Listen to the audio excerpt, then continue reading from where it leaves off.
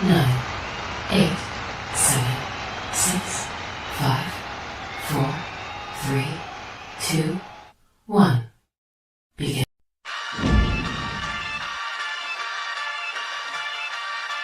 In the city of Philly, where the birds take flight, Eagle swag on the rise each and every night. Tone and Markus got the scoop ready to ignite. From the lanes of South Street to the Broad Street lights, dashing like a running back, hitting every play. Fly guys in the zone, never led astray. Talking touchdowns, talking game day. Huddle around the mic, hear what they gotta say. Fly like an eagle soaring in the sky. Tone and Markus always standing by, bringing the heat, call it do or die. Philly squad, hear the battle cry. Fly like an eagle soaring in the sky. Tone and Markus always standing by, bringing the heat, call it do or die. Philly squad, hear the battle cry.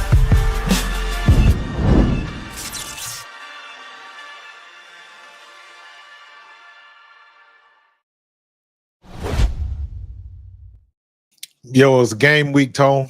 Yes, sir. We are here. No more talk. No more rankings. No more nothing. It's game week. They are at practice today. They're going to put in a game plan.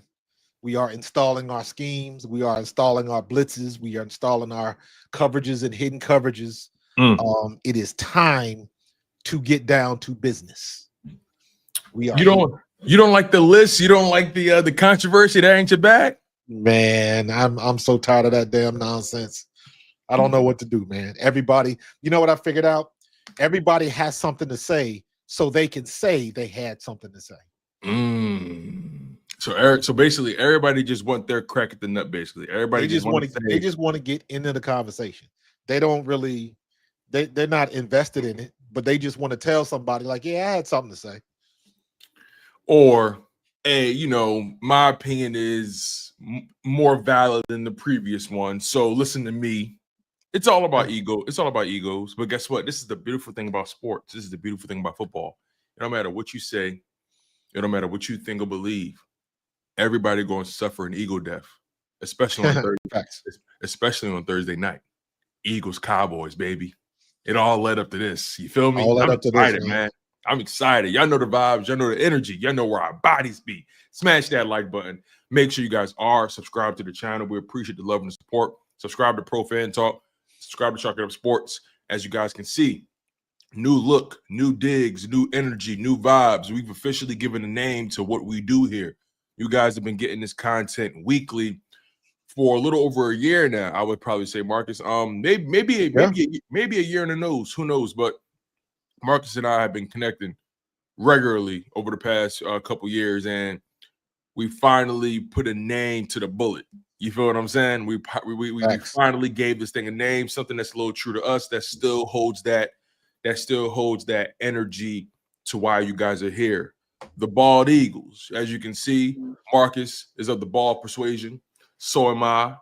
So, so you guys, something that's true to us, but also true to the soil, true to the cloth of what we're trying to weave here. So you guys know the energy, man. Make sure you guys stay locked in. Subscribe to Pro Fan Talk. Subscribe to Chalk It Up Sports, man. We really do appreciate y'all. Let us know what y'all think of the name of the show, the name of the podcast. We really do appreciate y'all. So make sure y'all lock in, man.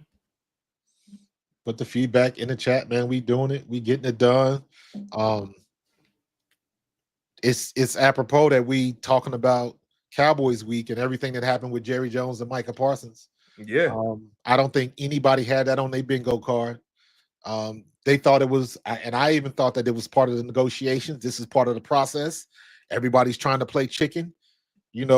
Both parties are standing 10 toes down, but at the end of the day, Micah Parsons got the leverage because he's a generational talent. And you know what? This is one of these things where I try to tell people, it doesn't matter who you are. At the end of the day, the owners have the final say. Be it right or wrong, the owners have the final say. It is their money. It is their toys to play with. And they do with it what they feel. And a lot of times, it's not always in the best interest of the team. And of course, another situation. Now, mind you, the last time this happened, this was 30 plus years ago, but another situation where Jerry Jones' ego gets in the way and he gets rid of the best man in the locker room. Last time he did it, it was against Jerry Jones. You had an opportunity. Jerry Jones let a dynasty walk out the door. That's what he did. Wow. Jimmy Johnson was that good. If you wasn't around when Jimmy Johnson came from Miami and like everything that he was, as far as a coach, he was so far ahead of the curve, it wasn't even funny. And the one thing that Jerry was smart enough to realize is that's why he hired him from Miami, and it immediately paid dividends. And then when it got to the point where they had reached their altitude and they literally could have been a dynasty, they could have done, in my opinion, they could have won probably about 2 or 3 more Super Bowls if Jimmy Johnson would have stayed there. This is how good Jimmy Johnson had that team. When they fired Jimmy Johnson and they got that coach from Barry Switzer from Oklahoma, that team didn't miss a beat because they coached themselves. Barry Switzer didn't have to do nothing but drive the bus. Exactly. What they created something that was almost autonomous. They were damn near unbeatable. And it lasted for another season. Yeah. You know, that guy got a Super Bowl in his back pocket off the work of what Jimmy Johnson created. Yeah. Right. You know, Jimmy Johnson out of Miami, he established that long ago. He brought his football acumen from Miami to the Dallas Cowboys and created something special. Now, granted, the Dallas Cowboys were something special even prior to, you know, Jimmy Johnson, right? You know, the Tom Landry and Staubach, you know, era, right? They were able to get it done then. So, I mean, look, and that's prior to the Jerry Jones purchase, right? Yes. Yeah. So, I mean, Jerry Jones walked into legacy. He eventually created his own, and now he's, in my humble opinion, poked a lot of holes in it. And, Absolutely. And everything that's transpired over the past 25 plus years, just to be modest about it, everything that's transpired over the past 25 plus years, it's unfortunately worked against them. He's slicing his own tires, man. And the sad thing is, there's been moments where I'm like, okay, Jerry put together a pretty good roster here. There have been seasons where Jerry, I don't want to completely let these players off the hook. Let guys like Tony Romo, Dak Prescott off the hook. I can't, because Jerry Jones has cultivated rosters. He has. You know, I remember when they had the DeMarco Murray run. You know, when they drafted Zeke, and then that season where they had a 4,000-yard passer, 2,000-yard receivers, and 1,000-yard rusher, or was it a 1,000-yard receiver, 1,000-yard tight end? It was something crazy. Like, it was that season where they just had crazy production from all skill position guys. They had a squad. They had Zach Martin on the offensive line. They had Tyron Smith, right? Mm-hmm. They I think at one point they had Biadasz before he went to the Commanders. They were a very dynamic team. That defense, they've had top 10 defenses throughout the entire Dak Prescott era. So again, I look at the Cowboys, and sure, it's easy to say Jerry doesn't know what he's doing. I'm not against that narrative at times, right? But there's been a large portion of that where he has given these coaches something to work with, and either the coaches can't get it done or the players, whoever you want to put the finger to. Yeah. At some point you gotta dance with the one you brought, and you gotta let these people that you paying all of this money to, you gotta let them do their job. And to me, that's been Jerry Jones's kryptonite. He can't get hands off. He doesn't coach. He doesn't block. He doesn't call the plays. But he wants to be involved so much to the point where, why is your owner having a press conference after every game? His job is to upstage everybody that's there. Everybody knows that's Jerry World down there. Everybody knows what it's about. He don't have to keep telling them. I love to use this example. This was like that girl in high school that was cute beyond her years, but she wanted everybody to tell her she was cute, and because she did that, didn't nobody like her. It just comes off different when you tell everybody what it is. I'm the best. I'm this. I'm that. I did it. I was. It comes off different. We all know that's the case, but you got to let somebody else say it. When you say it, it comes off different. Well, it's the Dallas Cowboys. It's everything they've built is centered around ego, flash, three-ring circus.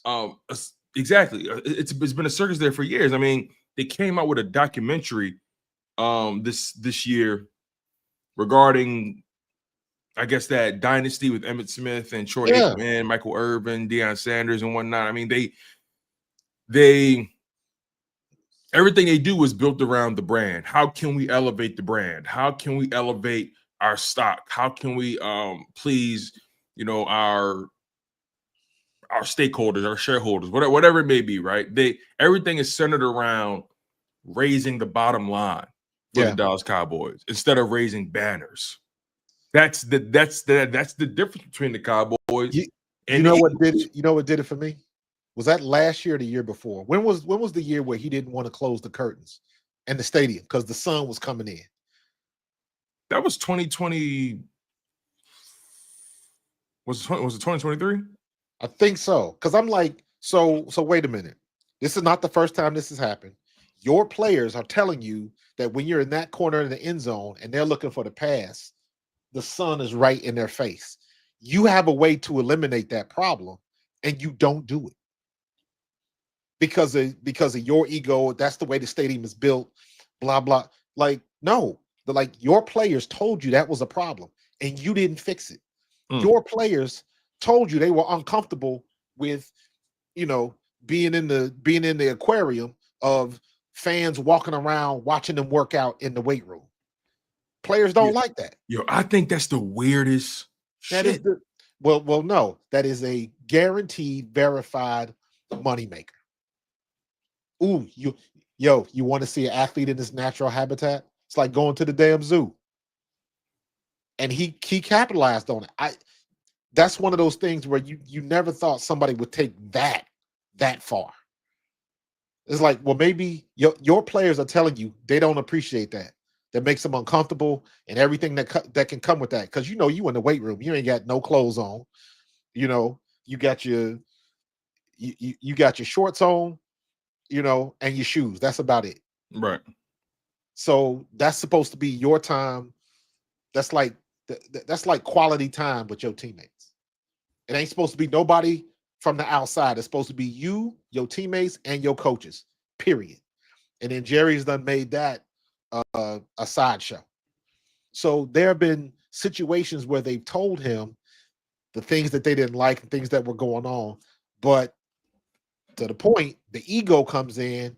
I'm Jerry Jones. This is my money. This is my team. And then ain't nobody gonna argue with him. He got into a war with the local content creators down there because the content creators was ripping them a new one.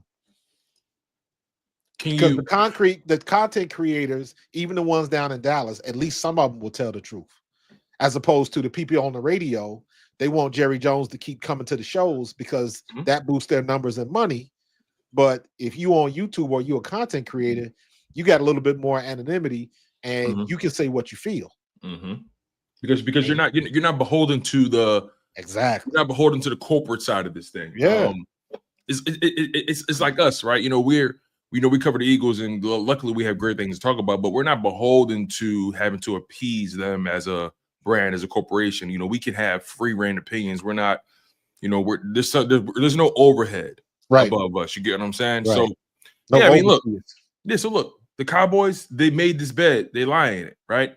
Let's really get into the nitty-gritty of who they are. I was doing a live stream a couple days ago, and we're so used to breaking down this team through the lens of, okay, Micah Parsons, DeMarcus Lawrence is on that defense, right? Okay, Trevon Diggs, Deron Bland has emerged, right? Okay, who's this guy? DeMarvion Overshawn, right? You know, they Yeah. had players that you had to Zach Martin. Okay, we got to make sure we could handle Zach Martin on the interior. This Cowboys team, we were used to digesting and looking at this Cowboys team one way. Now there's a new lens we have to look at them through, at least for the 2025 season. Yes, they have Dak Prescott who could put up numbers, but who is he after the torn hamstring? I think this is his second significant injury in his career. Yeah. Significant. And let me be honest with you. I didn't even realize that DeMarcus Ware was in Seattle. See, that's what I'm saying. But it happened so early in the offseason because he was a free agent and they decided not to bring him back. It happened so early. That's why it's important we look at them through this new lens because so much has changed around them. Yeah. And they're not. It's a divisional rival, so you want to say they're a threat, but when you really break down just who they are, how they're built, how they're constructed, right, and think about how the Eagles are constructed, the Eagles should be able to handle business no problem on Monday.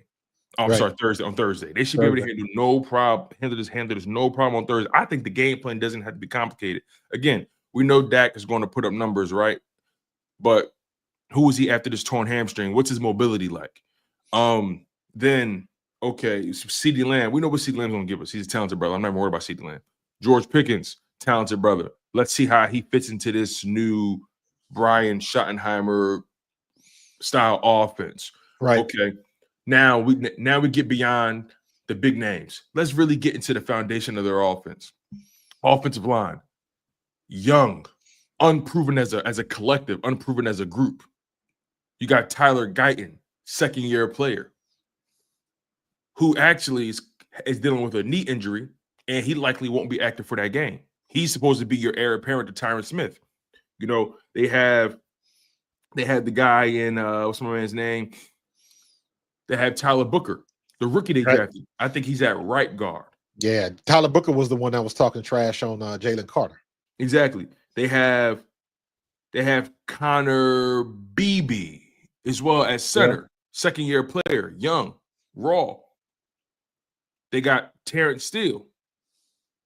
You know, they got Tyler Smith. They got like 3 Tylers in that line. They got Tyler Guyton, Tyler Smith, and Tyler Booker. I think Tyler Smith is a Pro Bowler, if I'm not mistaken. Make sure I got this right here. But Tyler Smith is a 2-time Pro Bowler and a 1-time second-team All-Pro. He's probably their most decorated offensive lineman. But as a collective, they're young and they're unproven as a group. And to take it a step further, they have no running game. Who are their running backs? Deuce Vaughn, somebody that hasn't really gotten any play. They got Miles Sanders over there. They got Jaden Blue they drafted, right? They got I forgot Miles Sanders went down there. Yeah. You look at their team, you're like, okay. Outside of Dak Prescott and trying to pad the stats, what are they really going to be able to do offensively consistently and sustain success? So that's that. But the defensive side is where the real meat and potatoes are. That defense. Okay, you moved on from Micah Parsons to, again, I'm not mad at the move. I feel like they could have got more back. They could have got somebody that could help them not just now, but also in the future. I don't understand how they walked away from that trade. I didn't even know Deuce Vaughn got cut. The only reason I said Deuce Vaughn got cut? Damn. Yeah, the only reason I know Deuce Vaughn is because they made such a big deal because his dad worked in the front office. And they let him call his son to let him know that the Cowboys was going to draft him. And then he didn't even really. Did they allow his dad to call him, let him know he got cut? Yeah, exactly. Probably not. Bring your playbook, son. Bring your playbook. But let's really look at their defense, right? Because we're going to be talking about this all week. And we're going to have so much to break down even after. But let's really look at them for a little bit. Real quick, Trey Brown, Dak can talk. They can do all the talking they want. It's going to come down to Thursday. So the time for talk is done. So I don't know what he said. I haven't heard any clips this weekend. So, you know, he probably tried to give some coach speak about, you know, what let me say it like this. What do you expect him to say? If somebody asks about the Eagles or anybody else, what do you expect your quarterback to say? Other than, yeah, we can handle anybody. And if he doesn't, then he probably shouldn't be your quarterback. So I don't bother me. Yeah, Dak is as long as he's not going overboard like he did that one like last season where he's like, oh yeah, we're winning the Super Bowl. Who was he talking to? I can't remember who he was talking to, but like he declared that the Cowboys are going to win the Super Bowl or going to be in. Was it Aaron Andrews? I think it was Aaron Andrews. Yeah, it was prior to the season, prior to the opener, and declared that they were going to the Super Bowl. Okay, all right. Nonetheless, let's break down who they are now because Michael Parsons isn't there. He's not a part of the game plan anymore. DeMarcus Lawrence is not a part of the game plan anymore. Yeah, I think I said DeMarcus Ware. It was somebody said that in the chat, like it's DeMarcus Lawrence. My bad. Yeah. DeMarcus Ware had been looking crazy as well, like flaunting Super Bowls that he didn't even win. But nonetheless, DeMarcus Ware did win one with the Denver Broncos, though, and he is a Hall of Famer, so he is solidified. Don't get me wrong, but I don't need him going crazy with Dallas Cowboys, but he didn't win those. Anyway, Michael Parsons is gone. Now, who is this defense? Let's really look at it from front to back. Let's start with the new addition. Let's start with the defensive line. You move from Michael Parsons. Now you got Kenny Clark there at D tackle. Now, at face value, you say, okay, Kenny Clark should be able to help your interior. That's something that they've been complaining about all offseason. I've been paying attention to these Cowboys content creators. They've been complaining it's better than what they had. Yes. Better than what they had. But when you lose, when you got one and then you got rid of the other one. Now, if they would have got Kenny Clark and Parsons was still there, that's a duo that's formidable. But you didn't gain any ground, in my opinion. I think you lost a step. Yeah, so you lost a step in some way. I'm gonna take the 26-year-old. I'm gonna take the 26-year-old generational talent that's been a Pro Bowler every year he's been in the league. Or Micah's what, 25? 26, right? He is 26. But clearly Micah is the better player. Clearly Kenny Clark is a good player, but also 30 years old. I'm glad you brought up his age. That's another reason why I look at the trade and I'm like, you could have got you're trading Micah Parsons and the 2 first-round picks. Okay, cool. But you walked away from that trade with only one player. And on top of that, a player that's 30 years old, likely his prime is behind him. Like, you didn't walk away with none of those young studs that Green Bay has. You didn't walk away with Adrian Cooper or Devontae Wyatt or Quay Walker. You didn't walk away with none of those young edge linebacker type. You didn't walk away with none of those young D tackles. You didn't walk away with nothing. Now, granted, Kenny Clark's contract gives him a lot of flexibility. After this year, he has 2 years left, but they can cut ties and not owe him a single dime. So that was what Jerry was looking for. Because when it's easy to say that, but you got to remember, the Packers have to agree to that. That the Packers have to offer that. No, of course, and I think this is where the flaw happens in the decision making, where people criticize it so much. It's like, okay, y'all clearly were at an impasse contractually. If you had any inkling you wasn't getting this deal done, trade them prior to the draft. Get more for them. Catch a team slipping. Catch them on their heels. Catch them when they're desperate. It's a week before the season starts. Well, Jerry's did say that decision did not come down like within the last 5 days. He said they had been thinking about and trying to plan this for a while. And I'm like, okay, but you could have got him signed months before all of this had happened. So we can't pretend like all of that didn't happen. You could have got Micah Parsons to re-sign, and he would not have reset the market. He did not want to do that. Yes. So I agree with you, in my opinion, the whole thing about Jerry Jones not want to deal with David Mulligata, his agent, is you have to deal with. You are an owner. How do you sound? You don't want to deal with the player's agent, and then you sign DeRon Bland the 2 days after he leaves. Get out. Coming off of a, and this is the problem with Jerry. Every move he makes seems to be reactive or somehow tied to his ego. Yeah. Right. During the whole negotiations with Micah, you know what else they did? They said, you know what? Let's pay our tight end. Let's pay Jake Ferguson. Like that contract's pressing. Let's pay Jake Ferguson. You know, let's trade for George Pickens and overcomplicate our situation because he's in the final year of his rookie deal. You know, let's let's pay Bland after we trade him just to show that it wasn't about the money. It's everything is reactive with this guy. Yeah. So now their defense is compromised. Kenny Clark, aging D tackle. I like the guy they have, Osa Odigizua. He's coming off a good season, but you just paid him. That's another guy they paid. Yeah. They paid everybody but Micah. They paid Jake Ferguson. They paid Osa Odigizua. They paid Deron Bland. And you allowed Micah Parsons to walk out that door.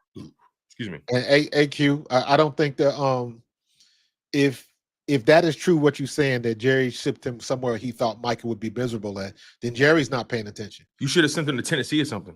First of all, why would you send him to Green Bay? Why would you trade him in the conference? Listen, conference. Football guess 101. who knocked y'all out of the playoffs last time? If I'm not mistaken. Well, so that don't make any sense, Q. But that it wouldn't surprise me if that was Jerry's thought. I just think Jerry, that was the best deal he could get. And then the picks that he got, there's no guarantee for them picks. What's the percentage of first round picks that end up busts, let alone lower first round picks? Yeah, he's gambling. Like he's big time gambling. He's gambling a lot. And not when you have a bird in the hand. But guess what? This goes back to that documentary thing. What's the name of that documentary again? I don't even know. I ain't never watched it. And don't plan on it. It just came out. I'm gonna tell you exactly what it's called. He's a gambling man, right? Yeah. Didn't he make reference to that in his press conference? The Netflix series is called America's Team: The Gambler and His Cowboys. He made reference to that during the press conference, and I was like, "See, once again, you letting your ego get in the way. Now you trying to live up to what they said about you in some show." Jerry Jones, I said this to you before, Tone. Before it's all said and done, Jerry Jones' last great achievement is going to be his appearance on that show. What's that show with the oil men? Landman. Landman. That's going to be his best thing that he's done in the last like 10, 15 years, because it ain't been being a GM. That's for damn sure. Yeah, for sure, right? You know, I mean, speaking of him being a GM, a couple other players that they're going to be dependent on this season to step up. That's the thing, right? They put a lot of pressure on a lot of these young players early. I'm not saying there's something wrong with that, but a week before the season starts, and them losing Micah, in my opinion, that a week before the season, it's going to mess with them a little bit, if you ask me. Yeah, that's going to sting. Yeah. That's going to sting. Let me just give you some names here. Guys that they're looking to step up. Mozzie Smith. Hasn't done anything. Who else we have here? Marshawn Nealand, who's entering year 2. They drafted Donovan Izaraku out of Boston College in the 2025 draft. I like Donovan Izaraku. We talked about him a lot. I like that kid. But again, he's a second round pick. We have no idea what he's going to do on the NFL level. He's an unknown, no matter how much I like what he's done in college. He's an unknown. Is he going to replace the Micah Parsons production? Yeah. I'm with you. I'm with you on that 100%. Let me just give you some metrics here, right? About what issues they really have, and they haven't proven that they could fix these issues quite yet. Let's look at this. Kenny Clark, they traded for him. His pass rush grade, and again, this is all according to PFF. His pass rush grade, 63.1. Okay, slightly above average. His run defense grade, 57.1. Dante Fowler Jr., somebody they signed this past offseason, had one of his best seasons with the Washington Commanders in 2024 with 10.5 sacks. He spent 2022 and 2023 with the Dallas Cowboys, but now they said they decided to bring him back. Again, coming off of a 10-sack season, but then you get the Dante Fowler Jr.'s run defense grade from the 2024 season, a 50.0. Marshawn Nealand, defensive end for the Cowboys, young player, only played in 11 games last year, started in 1, didn't produce a single sack. Pass rush grade, 53.4. Run defense grade, 47.2. Their linebacker situation, they had this kid, second-year player, Maurice Lufau. Pass rush grade, 65.6. Not bad. That's decent. Run defense grade, 54.1. They signed somebody in the offseason in free agency. Kenneth Murray Jr. spent 2024 in Tennessee. Run defense grade, 35.0. Solomon Thomas, another guy they signed in free agency. He was drafted in the first round by the 49ers. He spent the past few seasons with the Jets. He never really panned out and lived up to that first round billing. But Solomon Thomas, according to PFF, 41.5 run defense grade. They got Sam Williams, young defensive end coming off of an ACL injury from last season. Will he, what will he be in what is it, year 3, year 4 for him? You just look at that front seven, that defensive line and linebacker rotation. They can't stop the run. They're not built. They're not constructed to stop the run. They're not prepared for what's coming on Thursday. No, and they got to find somebody on that line. I'm sitting here looking at it right now. Micah Parsons, his rookie year, 2021, 13 sacks. 2022, 13 and a half sacks. 2023, 14 sacks. Last year, 12 sacks. His worst year as a pro is 12 sacks. Where are they going to? How are you replace? Football's all about production. Who's going to get that production? It's all Who's about going to production. reproduce that? Kenny Clark's not getting you 12 sacks. No. Respectfully, he's not. No, not playing D tackle and nose. Right. And here's the thing, right? You have to earn the right to rush the passer in this league. You have to earn that right. And if you can't stop the run, your team is never going to be in a situation to be able to really rush the passer with reckless abandon. You know what made Markus so fascinating for the Cowboys that sure he was limited in run defense, but he could wreck a game for you. He can close a game for you. He can flip that field for you. You don't have anybody on that defense that can, that can really do that for you right now. Now, if you want to take it a step further to the DBs, in particular, those guys who's getting the money, Trevon Diggs and DaRon Bland. Trevon Diggs is coming off of back-to-back seasons where he's dealing with a knee injury. In 2023, towards ACL, was done for the season. 2024, re-aggravated the same knee, had to get surgery on it again. The same left knee where the ACL got torn. And he just got activated off the PUP list a few weeks ago. So I'm looking at Trevon Diggs as a guy who is a former Pro Bowler from the 2022 season and 2021 season. He is a all-pro from one of those seasons.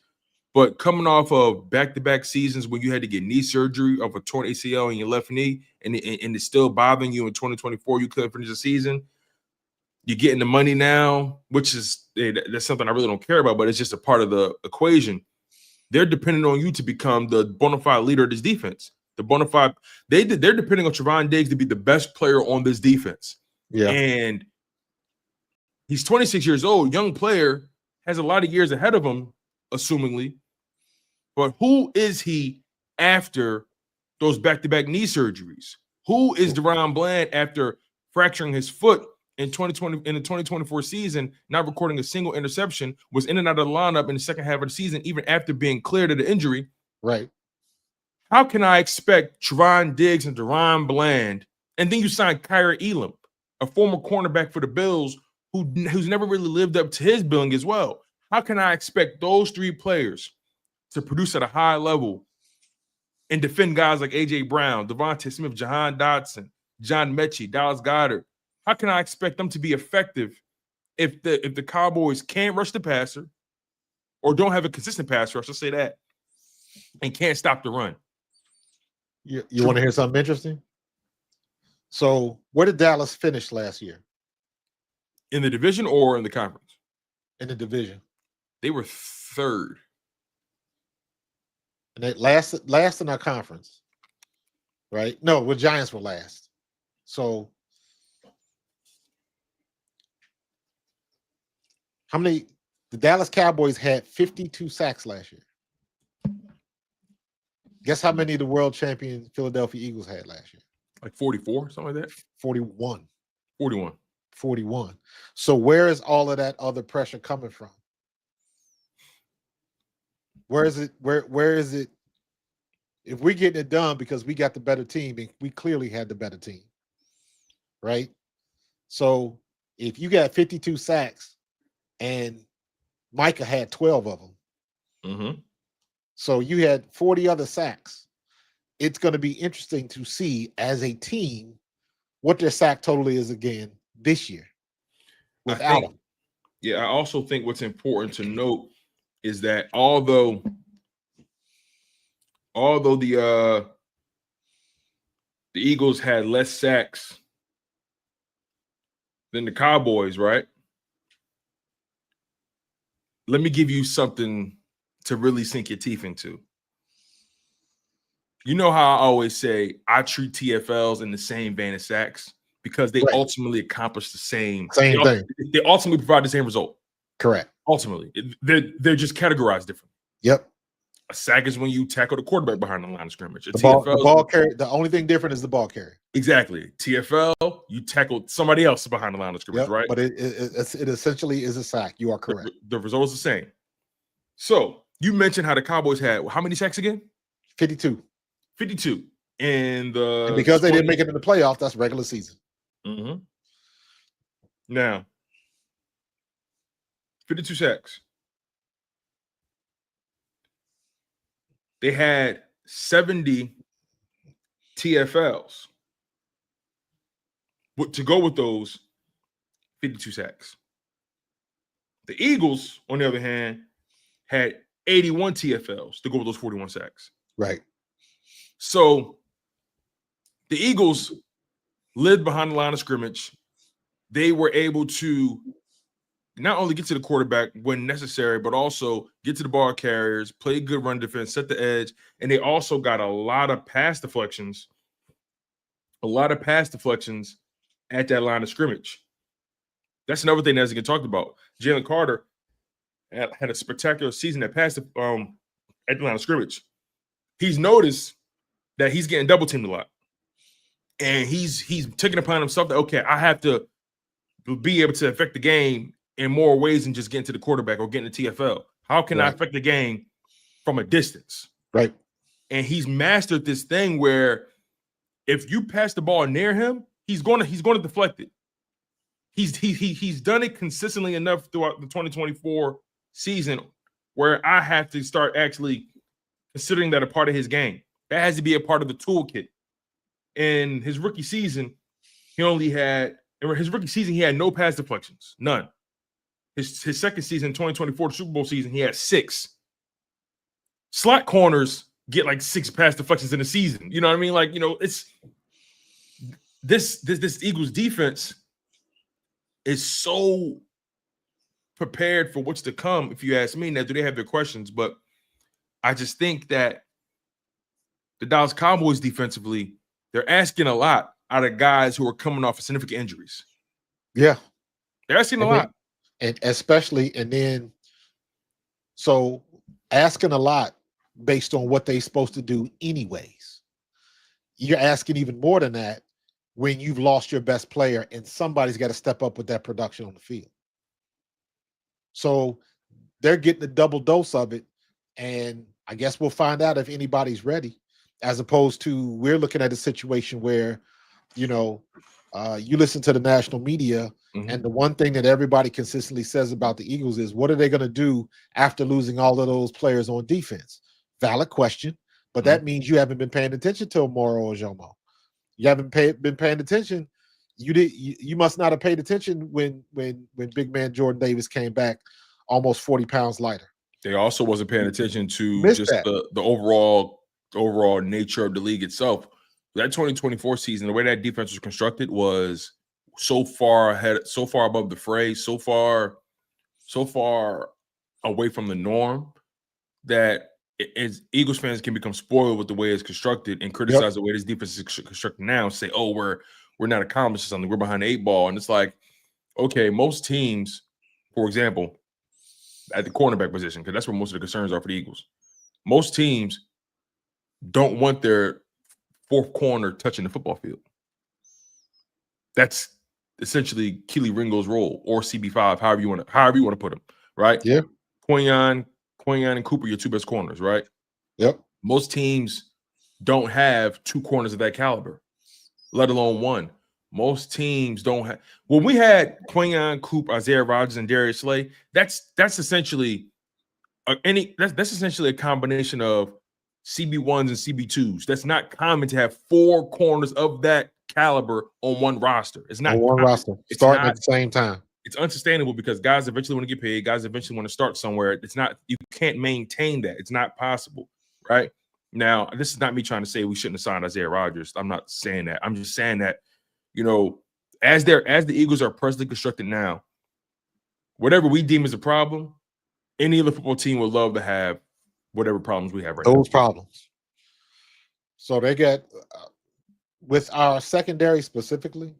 Obviously, I'm sure you've heard the news about Adoree Jackson. Looks like he's going to be the starter. I don't know if it'll stay that way with Jacorian Bennett back there. I think Jacorian Bennett played better, but I trust Vic Fangio. Vic Fangio says Adoree Jackson is the starter. That's what it's going to be. And I don't think it's going to stay that way. Well, I don't. I agree. Because I think kind of makes me think about the whole Cooper DeJean thing. Remember how last season he absolutely, you know, he missed a good part of that training camp because of the injury. Then he came back for the final preseason game, and he was kind of on ice the first couple weeks, kind of just getting a feel for what Fangio wants to do. And then he became that guy. I wouldn't be surprised if Jacorian Bennett is a guy that they're still trying to get up to speed, and then when they're ready to put him out there, Adoree Jackson's out, he's in. Well, it depends on how Adoree Jackson plays.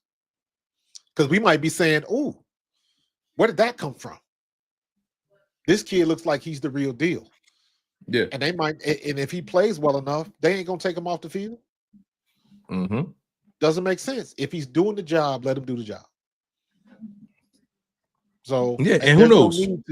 There's no need to create a problem, because whoever you replace him with, that means now they got something to live up to, as opposed to you got somebody that was doing the job who was setting the tone. Leave that person in there until if Adoree Jackson, my whole thing is let him prove you wrong. If Adoree Jackson ends up being stable, look, we don't need Adoree Jackson to play the Pro Bowl level. We don't need that. We need him to be stable and be consistent. Right. Be stable, be consistent. Don't be a liability out there. Simple as that. That you know, that's really how I see it when it comes to him, man. I think. Go ahead. I was gonna say 2 years ago, they were looking to attack James Bradbury. Mm-hmm. Last year, they were looking to attack. If Avonte Maddox was on the field, they were going his side. Who am I missing? Who was the weak link in the secondary last year? Oh man, Kevin Byard. Yes. James Bradbury. Bradbury didn't play that much. Avonte Maddox. Oh, last year. You talking about? I'm sorry. I'm my brain is thinking 2023 season. Yeah. Last year. If you want to be technical, the weakest link probably was Reed Blankenship. Yeah, but he's support. Exactly. I mean, do you want me to say Slay? I don't think so. Nah. It wasn't CJ. Nah, maybe we didn't have any. But remember, you said the weakest link, not a weak link. You know what? No, the weakest link would have had to be Slay. Because Slay, well, not from his play, but Slay was always limping off the field. Yeah, but yes, he was in and out of the lineup. But I guess I'm talking strictly from a skill set standpoint. Like, because saying he's the weakest link is kind of disingenuous, because he wasn't. And I'm saying it specifically for if I'm the opposition and I see Slay is limping, I'm going after him. And that happened more times than not for Darius Slay. I don't think it has anything to do with him being the best cornerback at his age, at his position in the league. That's unquestioned. But if every time he you know, somebody's on the go route, and every time he get back to the huddle, he limping, I'm switching it up and going right back at him. Okay. So maybe. Again, he was good. Slay was so far above board, it wasn't even funny. He shouldn't have been playing at that level, to be honest. Not at 34 years old. The way he looked fantastic in the playoffs. Like that Green Bay game, he was fantastic. He was on top of it, and like we said it last year, Tone. It was like as long as he stays on the field, he good. Mm-hmm. He's good. I don't think Darius Slay got enough credit for being as good as he was, as fast as he was at his age. He doesn't, and he didn't. I think some people just have their feelings about Slay because of the whole podcast stuff. I think, Possibly. But the proof was in the pudding. I We really watch him think every week. I really think that's what it is. I really think some people just didn't like Slay, and it was what it was. But when you really just look at it from an objective perspective, Slay was truly, truly a stabilizing force in that DB room. Slay brought credibility to that DB room every time, every week. You know, you had to. As Blunt saying, Maddox.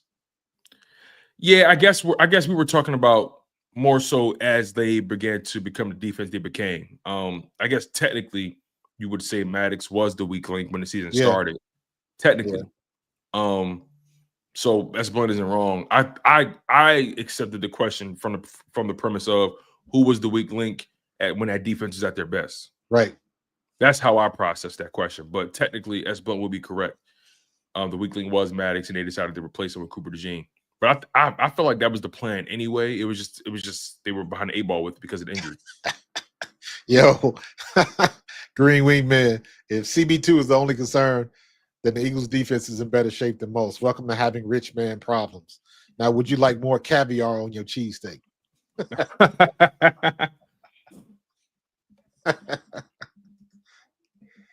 I'm gonna skip that. Caviar and cheese don't really go together to me. That is hilarious. That was funny. So yeah, man. Like, make sure you guys smash that like button. Make sure you guys are subscribed to the channels, man. Again, subscribe to Pro Fan Talk. Subscribe to Tone. Subscribe to Chalk It Up Sports. I'm your guy Tone. This was the second. That's my man Markus Thomas, man. The content is still in full effect, as you guys can see. New look. We finally put a name. We finally put a name on this bullet here. The Bald Eagles Podcast. So we're going to continue to pour into this identity, pour into this thing, man. You guys have been phenomenal thus far. Let's keep the vibes going. Again, smash that like button. The content doesn't move without you guys' support. So we're going to continue to push this content forward. And we appreciate you guys just being ultra supportive of this thing, man. It means a lot to us. So, you know, I want to kind of go back to Dallas's defense a bit as it correlates with the Eagles offense. Saquon Barkley coming off of the season he came off of. Jaylen Hurts coming off of the playoff run he came off of. Do you expect this Eagles team to really just play bully ball in week 1 against this Dallas Cowboys defense? What do you think the answer would be for Dallas to somehow stifle the Eagles? They would have to do it on 2 fronts. 3 fronts, actually. They would have to shut down Saquon. Then they would have to shut down AJ. Then they would have to shut down Devontae. Okay, stay there for a second. I like where you're going with this. I like how you laid out what they have to do, right? So let's start from the top, right? Lay out what they have to do one by one, and then we're going to buffer it with, and what's the likelihood of that?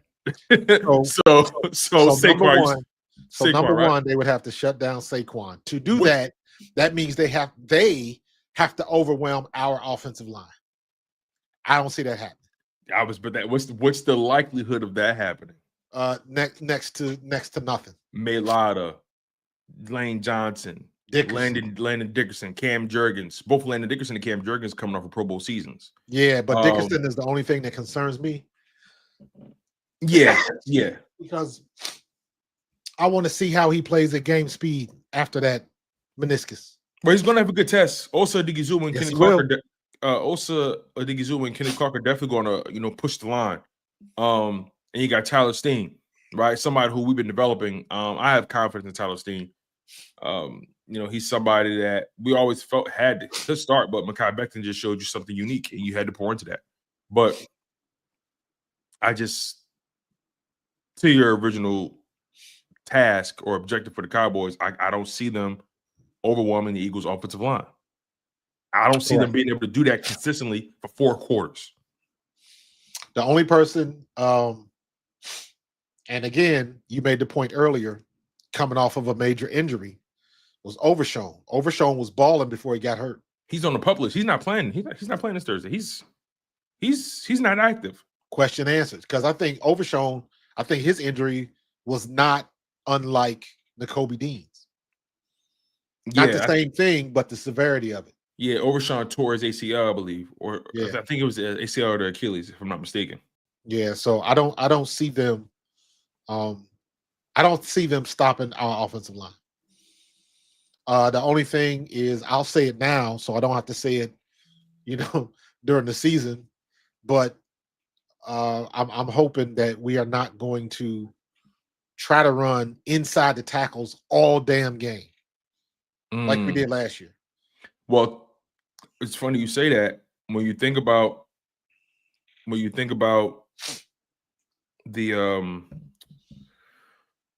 issue with Landon, right? You're concerned. I wouldn't be surprised if they try to hit those edges. Yes. And I think we did, in my opinion, as a running back, I think we did Saquon a disservice by not doing more zone reads and going outside the tackles. Now, having said that, I must realize that I am nitpicking to the nth degree. Who am I to say what we should do with the guy that just went for 2,000 in the season? Why? Do it. Whatever you did last year, do the same thing. But still, I'm looking with my running back guy. I was like, we could have made things a lot easier. And some of those 1 and 2 yard gains could have been 3 to 5 yards if you'd have just bounced one hole outside. And I'm not talking about bounce like he bounces it out. Like, no, your target is one hole outside. Yeah, it's designed. Yeah, and change up your blocking schemes a little bit. And you can do that. So we'll see how they deal with that. I think we have an issue that we really haven't thought about is that Johnny Wilson is out and we lose that blocking on the edge. That comes into play a lot. Yeah. To your point about that, I'm not saying he's Johnny Wilson, but John Mechie is documented as being a pretty decent blocker. Yeah. At the receiver position. I mean, at receiver, I'm not looking for you to pancake nobody. Yeah, I'm looking for you to hold up long enough for the ball carrier to make his move. Get your hands on them until your running back passes you. And the Eagles have players like that. The Eagles have guys who are. See, that's the thing, right? Nobody keeps it cute in their receiver room. And what I mean by that is guys like AJ Brown, Devontae Smith, Jahan Dotson. We've seen them throw their bodies around to block. We've seen Devontae Smith, especially as far as slight he is, how willing of a blocker he is. Right. You know what I mean? See, blocking, I would say 50 to 60% of the job is being willing. Oh, yeah. Because it don't matter how, if you're not willing, you've already lost the body on the body. The rules of engagement. Yeah. You got to put a body on the body. You got to put hands on somebody. You got to get in somebody's way. You know what I mean? And again, you're a receiver. We're not looking for it to be clean. You ain't got to be perfect. We ain't looking for you to get that, that kick step. We don't need none of that. Right. We need you to just get in their way. Put hands on them. Make life a little harder for them. K. Robinson, we do have a fullback. Unfortunately, when Ben Van Sumeren is in the game, that messes with what we can and can't do as far as disguising what's coming. Unless they manage to put Ben Van Sumeren out in the pass pattern once or twice, and he can prove he can catch the ball out of the backfield. Different things like that. Is Ben Van Sumeren going to shake a linebacker and go on an option route 5 to 10? Nah. Doubt it. So yes, we do have a fullback, but you got to understand when you put Ben Van Sumeren, we are giving up some element of surprise because, like I said, unless he surprises us and goes out on the wheel route and catches a 20-yard pass, which he could possibly do, but I haven't seen it. That's how you catch a defense lacking for real. Hit him with the fullback on the wheel route. That's how you catch. That's how you catch a defense lacking. You know what I mean? That's the closest you're gonna get to a Philly special. Well, that's why. To kind of looking back from last year, the injury to Overshown is kind of critical because Overshown could run pretty well. when we played them last year, he stood out to me. He was the one player in that defense that stood out to me, other than Micah, of course. Yes, but he did. Overshawn, he jumped off the screen to me. And then he gets hurt. Man, who knows if he'll be the same. Every time they had an opportunity to pair somebody with Micah Parsons and take that defense to the next level, something happened. And now you done got rid of the sun. Everything revolves around Parsons. Everything on that defense did revolve around Parsons. Around Parsons. I mean, the DeMarcus Lawrence, Micah Parsons duo was pretty formidable for what, 2 or 3 seasons, right? Yeah. They moved him around. He was the first. He's the first one I can remember jumping up and down the offensive line. You didn't know where he was going to line up, and it really wrecked shop on what the offensive line had to do, because by moving Micah Parsons around so much, the quarterback is always on the line of scrimmage because he's got to call. Is he calling Roger or Louis? Is he calling right or left?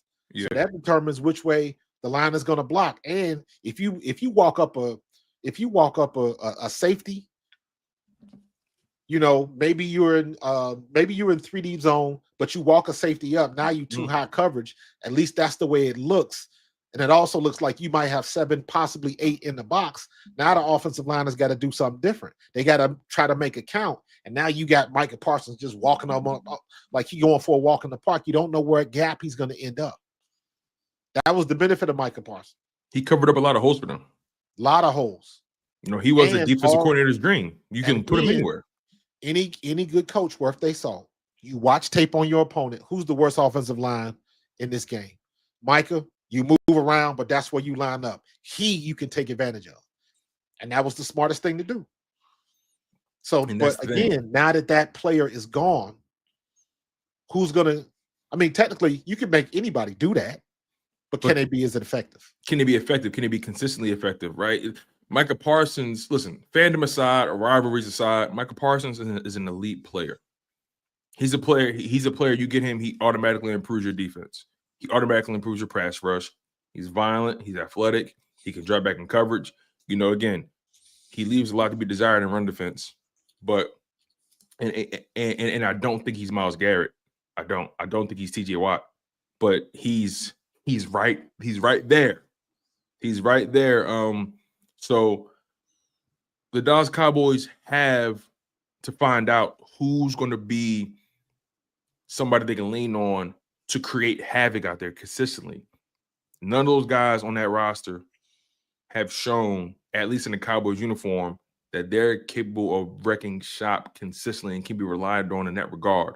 Osa Odighizuwa is a D tackle. You can't really expect him to blow it, completely just. He's kind of built like Milton Williams, undersized, but really athletic, really talented. Kenny Clark, I'm not expecting Kenny Clark to take over a game. I'm not, especially a team when going up against a team like the Eagles. If we can handle Chris Jones, we can handle Kenny Clark. They just have too many issues. Yeah, and they're young, and young shouldn't be a big excuse, but when those players haven't shown really any signs of being guys that you can really build on or build around, it makes me nervous from a Cowboys fan. That's why I said to myself, if they should have got a young stud from Green Bay. If they would have got Kenny Clark and Quay Walker, I would have been like, oh, okay. Plus those 2 first-round picks, I'd be like, oh, all right, okay. But that lets me know that Jerry was just ready to get this deal done. Yeah. And maybe his price was at least 2 first-round picks. Yeah, it seems like his whole thing was 2 first-round picks, and I could live with anything else. Because they might flip them picks. Yeah, the rumor is flip them, move up to get your quarterback, whatever it may be. But yeah, you just paid Dak all that money. He's tied up for until 2028, 2029? Yeah, and you see all of these teams, they trying to get themselves in position to try to get Arch Manning, and then Arch Manning laid an egg in his first game. So, it's really going to be interesting how much leash they get this kid. Because if that had been anybody else, they would have roasted him. They would have roasted him with all of that hype, and then you lay an egg in game 1 against the number one, the returning champions. Mhm. Texas was number one. So guess what? You had it all in your corner and you did not produce. He threw some bad balls. I watched that game. I was like, no. I know what y'all say. I know what Paul Feinbaum said. The greatest thing since what, Tebow? And I was like, first of all, why you would use Tebow is funny. Yeah, but Marcus, we got to stop throwing around, because I heard somebody say this, and it makes all the sense in the world to me. We got to stop throwing around this term generational talent so loosely because I agree. Because we just like the player. Listen, I agree. How long is a generation? But with all due respect, and I have nothing against Arch Manning, this just could be a bad game, and he has a fantastic season going forward. But what has he done or shown you that's generational outside of having his last name being Manning? Last name being Manning, and he had that game last year against, I think it was against Ohio State. And a lot of people think that if he would have played earlier in that game, Texas may have won that game. But woulda, coulda, shoulda. Don't do nothing but rhyme. That's this easy. Is what he had. He was the preseason Heisman hopeful. He was number one in height. Everybody been talking about Texas. But keep in mind, Marcus, I don't want to see Matthew McConaughey one more damn time. But keep in mind, he did what he did last season, but they didn't game plan for him. No, they game plan for Ewers. That's what people forget. They didn't game plan for Arch. That's why he came out and did what he. Yo, Tone, I was so conflicted watching that game because I was like, I'm gonna go for my Ohio teams. I'm an Ohio native. I'm a Cincinnati boy, so I had homies that played for O State. So I'm rolling with the Buckeyes. And then I remember, damn, Matt Patricia is the coach. He's the defensive coordinator. So now I'm feeling some kind of way. But I was like, if they put a shutout on Texas, I might have to be swayed to the other side. But Matt Patricia put on the show up there, man, because defense won that ball game. Arch Manning couldn't do jack. Couldn't do a damn thing. He was overthrowing. He was throwing balls in the dirt. And they were putting beads on him. For sure. Make sure you guys smash that like button, man. Continue to stay locked in. We appreciate you guys. Fanny asked if Brown is out at safety, who's our gunner? I didn't realize Brown was out. Oh, no, I think she says our. I think she meant our. It probably was a typo because that R is next to the T on the keyboard. She probably meant if Brown is our safety, who's our gunner? Gotcha. Okay. Now, to her question, is Andrew McCooper still hurt?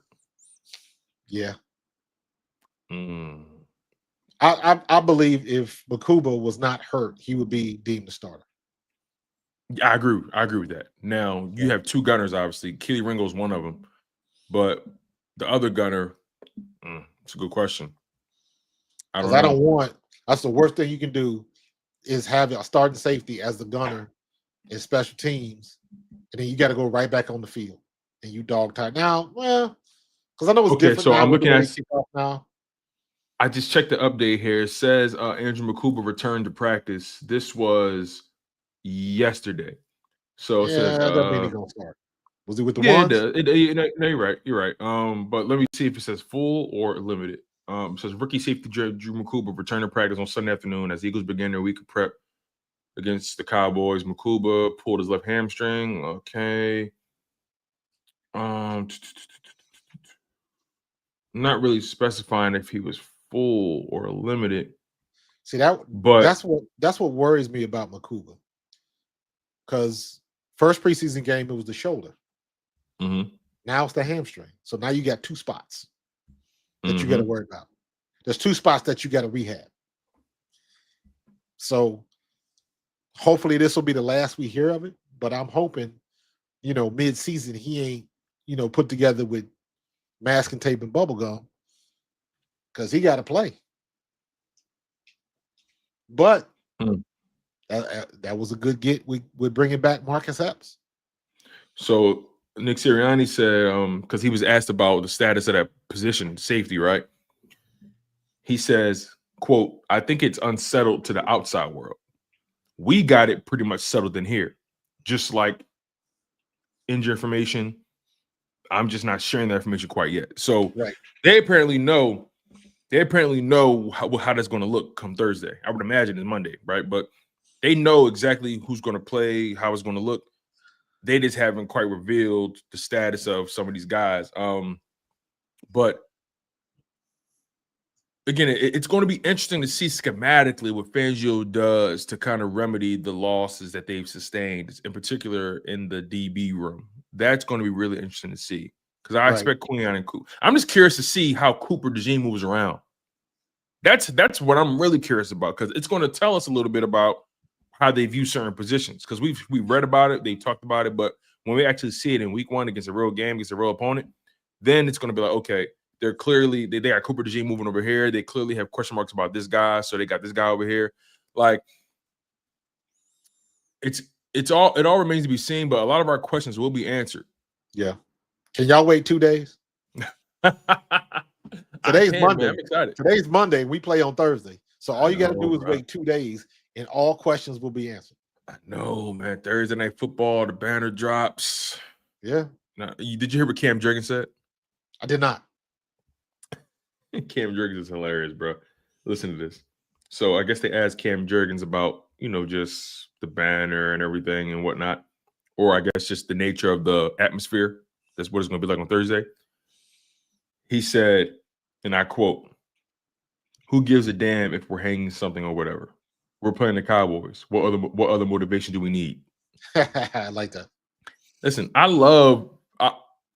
you can't establish a better message than what Nick Sirianni and these guys have tried to establish coming off the Super Bowl. They clearly, mentally and emotionally, are trying to keep the main thing, and all the messaging has been about the now and the forward, not what happened in the past. Right. Whatever happens this season, it's not going to be for like a trying. It's not going to be for like of trying to establish a new message, a new dogma to follow this season. They're trying to, with everything in their being, to keep everything on the Cowboys on this season. Even in Jaylen Hurts' press conference, he was asked a lot about the past, and he was like, "Look, I ain't get a single question about these Cowboys. Somebody got to ask me something." Right. Like, I love when he does that, by the way. And my thing is, for some of the reporters who are in there, y'all been covering this guy for years. y'all gotta throw some relevant questions in there for him so he can at least you gotta soften him up. Give him some Cowboys questions, or he gonna call you out. Right, soften him up and then throw your questions that aren't relevant. You know what I mean? You gotta soften him up a little bit. Soften him up. Give him some questions about the Cowboys. I think Nick Sirianni said a similar thing, like, listen, this is about the Cowboys. We don't need no other motivation. Yeah. We know what's at stake here. We're not worried about. I think Nick Sirianni said something along the lines of, we don't care about what the goal was. We don't care about what the goal is. Right. We're focused on today and our opponent this week. We're not focused on where we're trying to go or where we've been. We're focused on where we are. What more can you ask for? That's it in a nutshell, man. Stay focused and be ready to go. But I got supreme confidence that Fangio, Stoutland, Sirianni, they're gonna have these boys ready to go. I guess technically our biggest question mark is Patullo. That is a conversation because Kevin Patullo, I think what doesn't get talked about enough is although he was the pass game coordinator for this team, not only has he been the right-hand man in Nick Sirianni, he's been listed as an assistant head coach for about 2 or 3 seasons, I think, if I'm not mistaken. Make sure I got this right here. But Kevin Patullo has been somebody who has been groomed and set up for this role. He came in 2021 as the pass game coordinator and was that in 2022 as well. Then in 2023, he elevated from passing game coordinator and associate head coach, and that was his role for 2024 as well. So he's somebody that has been propped up in a way where and I mean that respectfully, he's been propped up in a way where the players see him already as an authoritative figure. Like he has that respect in the building. Right. So right. That's the one thing he Eagles already has done a great job with, man. Is just their internal relationships have been spectacular. Right. Outside of the 2023, setback. And look, I feel like every head coach has a season on their resume, or even a few seasons on their resume where they got the hires wrong. Everybody does. Like, it's not, no one's above that. That's not what I'm talking about, though, because that's something that you can't control. I'm just talking about the guys that are in the locker room, and you have to throw in all of the strife and the things that you go through as a team during the season, because you got to deal with them. I'm not saying it like everything is always all good, because that doesn't happen. That's unrealistic. You go through your things. You go through your you go through AJ Brown's comments after Carolina.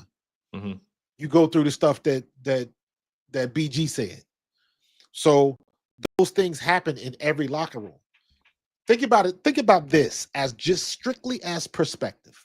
We came out on the other side. We came out platinum, not gold. We came out platinum because we got the ring and the ultimate chip. But think about this: when all of that rigmarole came out about AJ Brown and Jaylen having beef with one another and all of that kind of stuff was going on, right? Now you put that here, and then you look at somebody like the Raiders, when you got somebody like, what was that kid's name? Christian Wilkins that they cut? Yeah, the D tackle, yeah. And all of the nonsense that was going on with that. So here you got one set of circumstances, one set of problems, and then you got another set of problems at another team, and then you compare and contrast. Which ones would you rather have to deal with? And they dealt with it. Didn't nobody get cut? It wasn't first, it wasn't all on social media. Right. Wasn't nobody trying to figure out what exactly did happen. So I'm saying that to say that as a team, the Philadelphia Eagles has got their locker room together. So when they come to those situations, they know how to get through them. Everybody can't say that. They've been through a lot, Marcus, these past few seasons. And the Nick Sirianni era, they've been through a lot. And when you watch that mic'd up from the Super Bowl that they won, Super Bowl 59, and you really listen to the sideline conversations that these guys have individually amongst each other, that conversation between AJ Brown and Jaylen Hurts, we saw an extended version on when Jaylen Hurts was named to the NFL Top 100. But we saw an extended version of that conversation when it first came out. We only saw a little clip, but we saw an extended part of that conversation. There was a lot of layers. There was a lot of layers to that conversation. Yeah, and they know they're on camera. They know they're mic'd up, so they're talking around it, but they know what they've been through, right? You know what I mean? Like me and you know what it takes to put this show together, right? Man, you have been through the minutia, the grind, trying to really carve out the identity of this program. No one will ever truly know. So when you think about what they've been through leading up to that moment, leading up to that pinnacle of success, trading for AJ Brown going into the 2022 season, having instant success, right? And then being humbled in 2023 when things seem to be going right, but in your heart, part of you was just waiting for the final straw to break the camel's back, because that 2023 season was very uncomfortable for everybody. They felt like they were successful so quickly, and now expectations are there, and they were just hovering. They were hovering, and then behind the scenes drama gets exposed. Whether it's true or not, we're not there. We all we can do is rely on reporters to authenticate some of these things. All we have are these anonymous sources. I try to take them with a grain of salt, but I think what can be definitively determined is that 2023 was a season that tested everybody's relationships, tested everybody's mettle, tested everybody's commitment to the goal. Right? Yeah. Teams that do what they did in 2022 don't always get the second crack at the apple. You know what I'm saying? Not even close. They don't get another crack at it. This team came back in the 2024-2025 season, grinded, got another crack at it, and not only did they win the game, they dominated and showed that this is what it should look like. Yeah. This is what we're capable of. This is what happens when the Philadelphia Eagles put it all together, and they did it all on the biggest stage. This Eagles team, Jaylen Hurts and them boys, the conversation with Hurts and Devontae. Devontae not just crying because he home. You know what I'm saying? He crying because, damn, we done been through a lot of shit, dog. A lot. Devontae, you know what Devontae said to Hurts that really, really rocked me? He said, "Thank you for keeping this shit all together, man." Exactly. People like to pretend Jaylen Hurts was I don't want to say the problem, but nope. That's exactly what you should say. He said they want to thank pretend you like he was the issue. Yeah. And you're right. Let's call it what it is. They wanted to pretend like he was a guy that was hard to get along with, a guy that was hard to understand. When you know Jaylen Hurts in that locker room, he's not hard to understand. Right. They work with him every day. They know him personally. Devontae, they went the whole Alabama stuff together. AJ and Hurts been best friends for a long time. Or Jaylen Hurts was there when he got drafted. Jaylen Hurts was his pro day quarterback.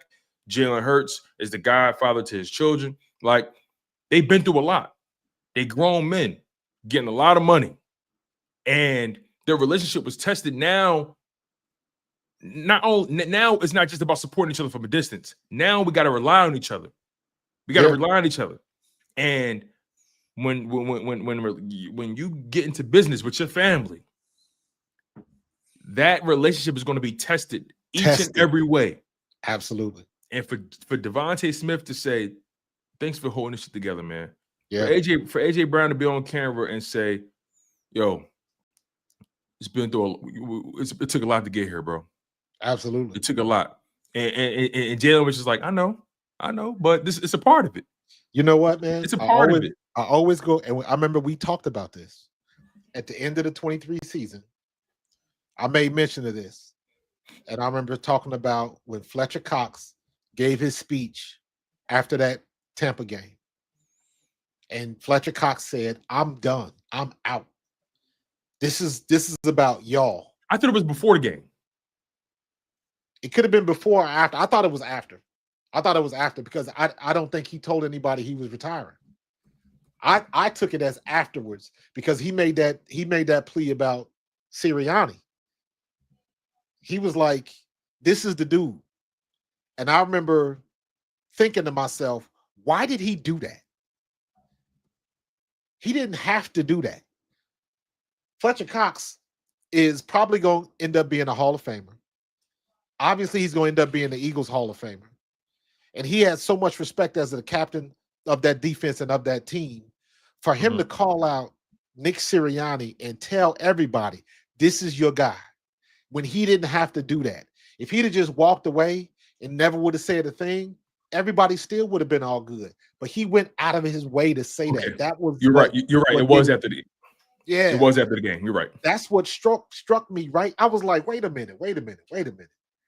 All of this stuff that's supposedly going around, and he gonna take the bullet for his coach? The crazy Flowers guy, that dude? That relationship had to be established. And that's when people finally started to realize and look at what type of person Sirianni is. Then they go back and look at what he was doing at Mount Union, the family he comes from. Then you start putting everything into place. When Fletch did that, that's when I was like, okay, we might have something special in our coach, but ain't everybody too worried about what he's saying to people in the stands. You concentrating on the wrong things. And we finally got over that. 2 Super Bowls and a victory later. Now you understand. And people still don't want to give him credit. And it's like, hey, we good with that. Yeah. Keep shining that ring, bro. Keep shining that ring. While y'all hating on us, you'll keep shining that ring, bro. While they're so busy trying to do the science on why Jaylen Hurts is successful. Because sometimes you can't. There's no metric for what Jaylen Hurts provides to the Eagles. There's no metric. And I know that's not the sexy conversation. That's not something that people can, put a number on. They can't do the math on it. It's something, it's very esoteric. It's something that can't really be measured, right? And that doesn't, in most people's eyes, that doesn't deserve a conversation. That doesn't deserve credence or reverence, right? We don't care. Oh, you want to talk to me about the mentality? You want to talk to me about this immeasurable aura or immeasurable metric that Jaylen Hurts provides the Eagles? Okay, listen, he doesn't throw for enough yards. He doesn't throw for enough touchdowns. I don't care about none of that, myth, magic, and mysticism. It's like, nah, it's not about that. There are some people in your life, you can't really explain it, but there's some people in your life that when they're around, different things tend to work out. Yeah. There's Absolutely. some people, we all have people in our lives that when that person is around, you feel way more comfortable about the outcome, whatever situation you're in, because they provide a sense of stability. They provide a sense of safety. Something about the way they communicate, something about the way they carry themselves, something about the way they speak when they're in the room, something about them makes you feel safe. My brother told me this a long time ago. I never gave him much thought because sometimes when you're a big brother, you're just trying to be the best version of yourself and live by example, right? My brother told me this a while back, and he said this as a grown man. He said, bro, I can tell you right now, it don't matter what's going on. If you say shit cool, all right, I ain't worried. If you not tripping, all right, I ain't tripping. If you got trust in what's happening right now, I got trust in what's happening right now. He can't. There's no tangible way to really explain that. You know what it is? I used to say this all the time. As funny as this sounds, I used to say this all the time when I was at Apple. Because we were a real tight team and all that type of stuff. And I used to tell people, I used to say, if you got siblings, if you walk into your house and your brother or your sister got that look on their face, the first thing you say is, what's wrong with you? Mm-hmm. They ain't even got to say nothing. You see it and you know it. Unspoken communication. If my sister looks at me, Marky, you all right? Ain't even got to say nothing. Because the relationship is that strong and you've been around that long to where all you got to do is look. You know the facial features. You know the body language. You know when something ain't right. That means the relationship is tight. Mm-hmm. Same thing in the locker room. You ain't even got to say nothing. All you got to do is look. Something ain't right. Dog, holler at me. What's wrong? You look like you hurting. You did that 30 times in practice last week. How come you ain't getting it done tonight? Talk to me. What's up? You see all of those things in real time, and you can address it in real time because the relationship is so tight.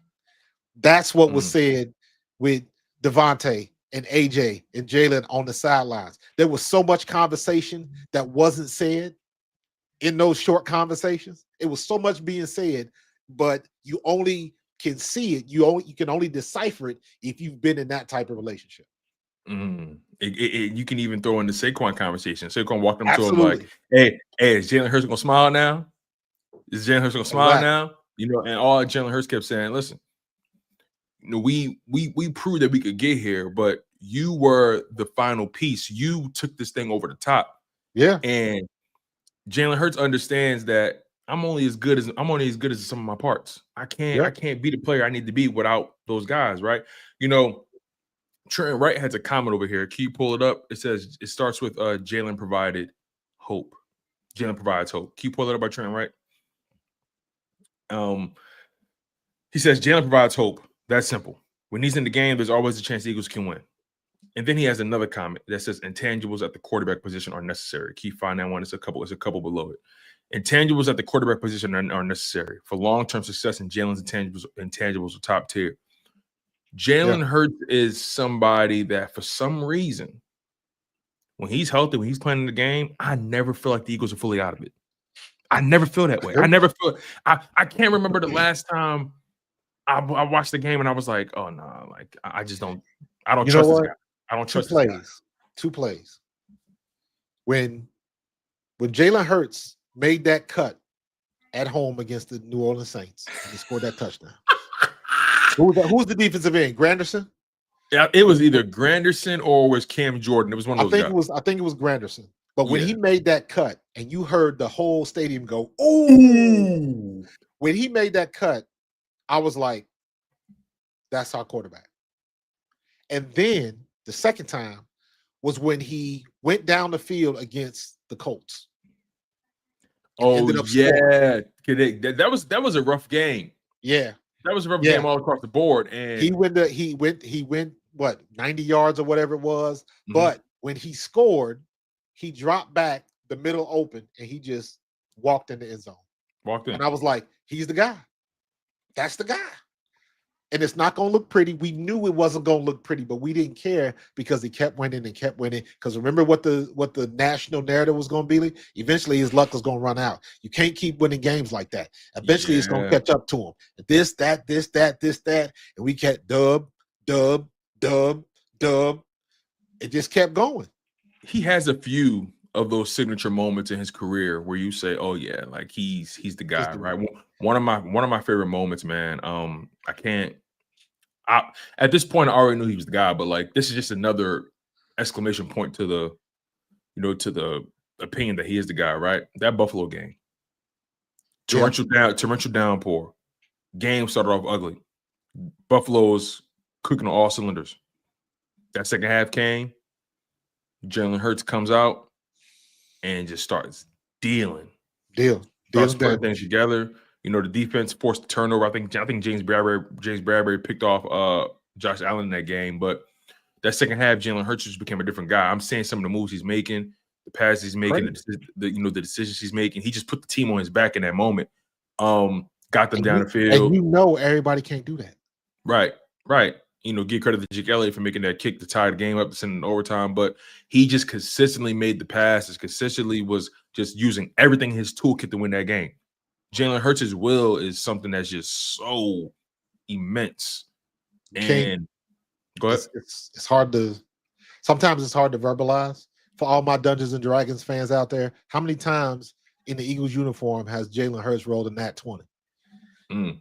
Hey, listen, for my Dragon Ball Z fans, how many times have we seen Goku's back against the wall? How many times have we seen Goku push to his limit? And one thing we always know when it's all said and done, that spirit bomb gonna come through. We know. Listen. When Goku was going through the tournament of power, having to go up against Jiren, one of the most powerful guys in all the galaxies. Yeah. Now I'm getting into the weeds. I'm getting into the weeds. Thanks. But y'all understand that there is certain people when they are around, you feel like the options don't run out. You feel like that there is always a chance. Goku provides that aura. He is a guy that no matter when it's all said and done, you trust him to get it done. Jaylen Hurts, you trust him to get it done. You trust him. He's proven that. Though? I heard something that Rube said this week. I was listening to Eagle Eye podcast with him and Zangaro. And they were talking about Darius Cooper. And something that Rube said that struck me, and I was kind of offended because I'm a 1AA guy. I'm a small school guy. Yeah. And the one thing I always say is the 100 yards at my Eastern Kentucky was the same 100 yards that was at the Vet. It's the same 100 yards that are now at the Link. Doesn't matter. When they throw you the ball, do you catch it? When they give you the ball, do you run with it? That's what it comes down to. And the one thing Rube said, he kept saying how good Darius Cooper was because you don't expect somebody like that. And what did he say? He said he saw him standing next to Jahan Dotson, and he said he just looked the part. And I was like, well, hold on. What does look the part mean? Because there's plenty of guys that are 5'10 and 5'11 receivers in the NFL that are all pro. Did Steve Smith look the part? Marcus, it's so funny. Did Cooper Cooper Kupp look the part? No. When they get in the game and you throw them the ball, you put the ball in their hands, do they make it happen? That should be the only thing that matters. And the reason why I bring that up is because that right there What Rube said and how he said it is why they don't give Jalen Hurts the respect because he doesn't look the part. Because he doesn't look the part. But see, it has nothing to do with his talent. But here's the thing, though. I would say Jalen does look the part, and I guess that means different things for different people, right? Well, Jalen Hurts is presidential. He carries himself with grace. Handsome young brother, comes from a good family. Football is his life. Everything he knows, puts his all into this sport. Now he's not 6'5". He's not 6'5". That's not the part they're looking at, though. I know. That's he's not 6'5". He don't got we the gotta cannon look at arm. Because guess what? We throw all of those extra stuff in there because that's what we're looking for, and it justifies. Because we're talking franchise quarterback, by the way. Remember, franchise quarterback. He looks franchise, but does he look like the quarterback that you want? That's because he's definitely franchise. Suits to the games, briefcase. He's franchise. You got to be 6'3" and above, and you got to throw the ball for 4,500 yards a year. You know what somebody said? That's it. I can't remember who said it. They said Jalen Hurts. Maybe it was Colin Cowherd, but he said Jalen Hurts is the kind of guy that you would love running your Fortune 500 company. Just how he doesn't. He's not emotional. Doesn't get too high, too low, all that kind of stuff, right? But they do. But again, to your point, they diminish his measurables. Not tall enough, not the biggest arm. He's not the fastest either. Jalen Hurts is more of a power runner than He's fast enough. He can throw the ball good enough. But there's always somebody or something else that they're looking for as the standard, and that's the problem because we've had so many standards that didn't win. People are still looking for it, and that's what rubbed me the wrong way when Rube said it, how he said it. Like, what does look the part mean? The only way you can look the part is when you get on the field and you get the ball. That's when you look the part. Now, to his point, I would argue in that Bengals game, he looked the part. He looked the part. Now, granted, it's a preseason game, but when I saw the way he was moving, the way he was looking that ball in, just the way his release at the line of scrimmage, he looked the part then. Right. So, but there is something to that, though, when I know you say, hey, what does he mean by that when he says that? But no, I knew exactly what he meant. Yeah, but there is sometimes where you kind of just like, oh no, he just looks like he looks the part. It's something about that guy. And I don't think he meant it negatively. No. I know he didn't. But that's my point. Why is that? Even with everything that we've seen, why is that always the standard? Looking the part. Okay. I get what you're saying. Because to something I mentioned earlier, how many first-round picks, and stick to quarterback, how many first-round picks did not pan out? And if you get picked, with the exception of maybe Bryce Young, when you get picked number one at quarterback for an NFL team, you're supposed to look the part. Now you got some exceptions. You got a Kyler Murray. You got a Bryce Young. But you look at everybody else, they got to be 6'3", 6'4". Everybody wants to just check off those boxes. You know what I'm saying? When you go in the grocery store, do you buy the meat that's sitting on top, or do you go to the bottom of the pile? Because the meat on top has the stuff that's been sitting out for the longest. That's going to spoil the quickest. You know what I'm saying? Exactly. Everybody's still grabbing for what's on top, even though it has been proven that more times than not, it doesn't pan out. But they're still looking for it. It's funny, man. Like when I really think about it historically, right? They said Drew Brees didn't technically look the part. He was short. Exactly. Got it done. Russell Wilson didn't technically look the part. Guys like Drew Brees and Russell Wilson made it okay to draft guys like Baker Mayfield. Stop at Drew Brees real quick, because we all know why Drew Brees went to New Orleans. That was Eli Manning's fault. Eli Manning is the reason they got what's his name, Phillip Rivers. And because Eli was supposed to go to San Diego. Phillip Rivers threw for all of them thousands of yards. He'll probably end up going into the Hall of Fame. He threw for a crap ton of yards. Never won a Super Bowl. Mm-hmm. Never got the ultimate prize. But you he know, checked all the boxes. yeah, and look, sometimes you could argue, look, maybe Drew Brees doesn't win a Super Bowl if he stays in San Diego. You know what I'm saying? Because it's so much that goes into it. It's so much that goes into it. But looking the part means nothing ultimately when you're not winning football games, right? And looking the part, I'm willing to argue. I stand on this hill, and I don't care nobody says.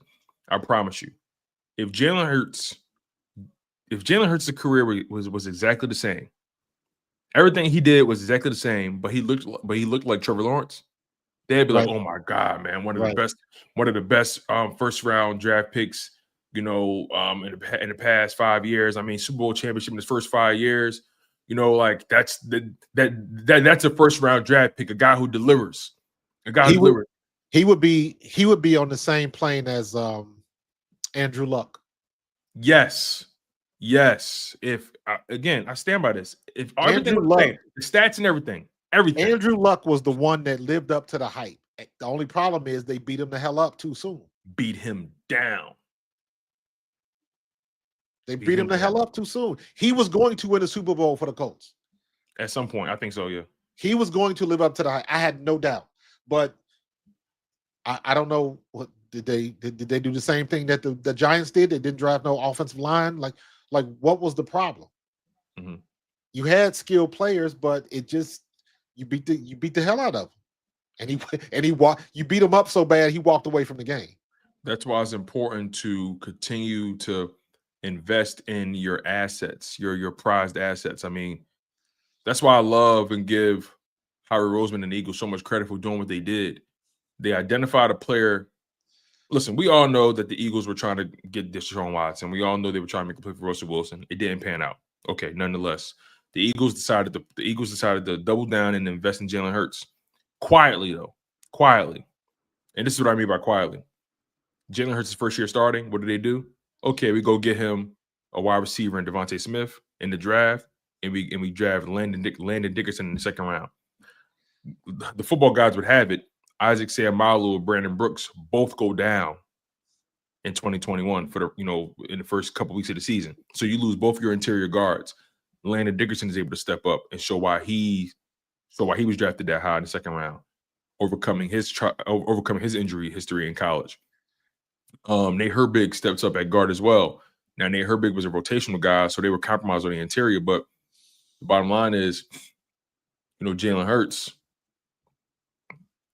I'm losing my train of thought. Jaylen Hurts, you invest in the guy. There it is. You have to invest in the guy to get the best out of him. And they quietly did it. You draft Devontae Smith, you draft Landon Dickerson. Okay, let's see what he does with that. Yeah, but why is that so out of the – you're supposed to put players around your – No, I'm with you. I'm with you on that, right? But it's used as a way to diminish Jaylen Hurts as if he wasn't here in the mud getting it with his guys. Yeah, the goal is to find a guy. Chris Sims said he was the most overrated quarterback in the league because he plays behind the offensive line. And Chris Sims said this. You could put Kyler Murray behind that offensive line and you'd be like, Kyler Murray is incredible. And I was like, no, you couldn't. Yeah. Oh, you couldn't. Real quick, Ty, can you pull up Ty? That's the most recent comment. He says, I wouldn't say quietly. Here's why I say quietly. I say quietly because they were trying to get Deshaun Watson and Russell Wilson after that 2021 season. So even with Jaylen Hurts doing what he did, they still felt like, we can get better there. Yeah. So the 2021 season was like a soft launch for Jaylen Hurts, in my opinion. That was a soft launch. And even I'm sorry, go ahead. And he made it to the playoffs, went 9-8. Devontae Smith had his rookie season the way he had, and then 2022 comes. Okay, they can't get Russell, they can't get Deshaun Watson. Okay, they trade for AJ Brown. So now it's like, okay, let's trade for AJ Brown. Let's draft another offensive lineman and Cam Jurgens. You know what I'm saying? Okay, now we got AJ Brown, Devontae Smith, Dallas Cowboys right there. We already have Miles Sanders on the roster. The offensive line is what it is. So then Jaylen Hurts did what he did in 2022. And they're like, oh, shit, we really got something here. And you know what they do? They pay him. They invest in him more. My point is, though, my overall point is they found a guy They developed the guy. They invested in the guy.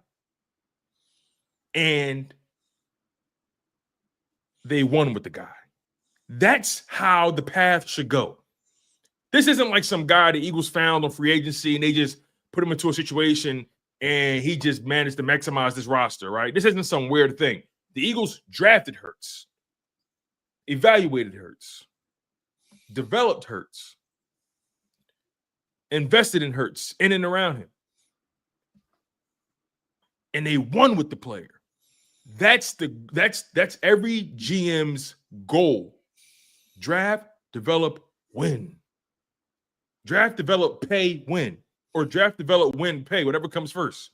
Right. That's how you so I guess I get so angry or peeved, or I'm like, yo, the Eagles built this. Jaylen Hurts was built in this. He was forged in this. This is something that they built. He's not just some guy that just walked into the building and everything was here. He took over a 4-11-1 team. 4-11-1. When the offensive line was compromised, coming up from one of their most injury-riddled seasons. We didn't know what Lane Johnson said that he's stronger now than he was in 2021, 2020 right. because of, remember, he dealt with the ankle injuries. We didn't know where Lane Johnson's future held. We didn't know if Jason Kelce was going to keep going. He was mulling retirement, remember? Yeah, I remember that. We didn't know what Landon Dickerson was going to become. We didn't know if Jordan Mailata really had it. You know, that season he got an extension. That was his first year being the official starter. The season prior, he started a lot of games because Jason Peters and the guys got hurt and Andrew Dillard got benched. But he was the official starter in 2021, and then they paid him. Like, this isn't some magic happenstance that Jaylen Hurts has been blessed with. He's been through the mud with this team, building it brick by brick by brick. And I'm not going to sit here and a lot of people diminish him or disrespect him like he's just happy to be here. Exactly. And that's what people do because there's been so many situations where their guy couldn't get it done. And a lot of those guys, I'm so glad K. Robinson said this. A lot of those guys stayed because they sensed Jaylen Hurts has something. Right. Lane Johnson stayed because he's like, yo, this kid has it. Fletcher Cox, this kid has it. Jason Kelce, there's something about this guy. He has it. He had it. And even look at what you mentioned, we missed on Russ Wilson. I saw that interview with what's his name? The GM. He was the GM when I was playing, but he said they were going to take Russ Wilson, but they didn't think they had to move up to get him. Well, why didn't you move up? Is he was your guy? The reason why they didn't move up is because Russ Wilson is only 5'10", 5'11", and he didn't check off all the boxes. Because if he did, somebody else would have went up and snagged him. And how we said, I'm never letting that happen again. Yep. If I want a guy, I'm gonna get him. If you want a guy that's gonna get him, go get him. And that's exactly what we've been doing. Joe Douglas. What was it? Joe Douglas? No, it was Was it Banner? Joe Banner. Joe Banner, that's what it was. Yeah. Joe Banner. So yeah, but yeah, like you this is why like Jaylen Hurts coming into this 2025 season, he's entering year 6, his 5th year technically as a starter. He's entering year 6, and he's seasoned. He's a veteran, a young veteran at that. He's his first 6 seasons in the league. His first 5 seasons in the league have been very, very. You can make a movie about Jaylen Hurts' football career. Thus far, absolutely. You can make a movie about it, and the movie can end when that confetti falls in 2024, 2025. Because technically, he went through the things that everybody expect. He had a pretty decent rookie year. He had a pretty hellacious sophomore slump. Then he comes back. Then we go to the Super Bowl. Then he comes back after that, and then we shit the bed at the end. Then he comes back after that, after they told him nobody goes back to the Super Bowl after losing your first one. Then he gets back to the Super Bowl and he wins it and becomes MVP. This is a movie. So he's endured every stage of this thing. The doubt in coming out of college. Should he change his position? He's going through the doubt. Then he experienced the rise. Right. And like Fanny's talking about, the benching, the proposing on the podium, he doesn't fit the narrative, he changed the narrative, all of that type of stuff. You 100% right. right Yes, there, smack dab in the middle of it, and folks still making excuses. exactly. Experiencing the doubt, experiencing the rise, experiencing the humbling and the ego death and the fall. Then the redemption arc. This is film. This is theater. This is cinema. What we have here in Philadelphia, and people don't understand it, or either they don't want to understand it, whatever it may be.